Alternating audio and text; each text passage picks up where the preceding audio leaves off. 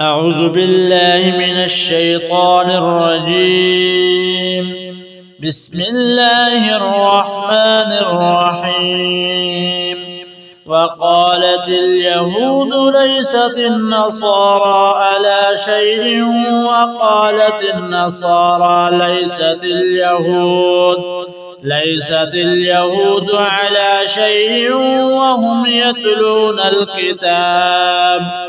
كذلك قال الذين لا يعلمون مثل قولهم فالله يحكم بينهم يوم القيامة فيما كانوا فيه يختلفون. ومن أظلم ممن منع مساجد الله أن يذكر فيها اسمه وسعى في خرابها أولئك ما كان لهم أن يدخلوها إلا خائفين.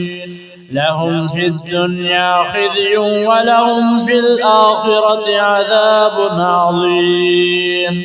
ولله المشرق والمغرب فأينما تولوا فثم وجه الله إن الله واسع عليم. وقالوا اتخذ الله ولدا سبحانه بل له ما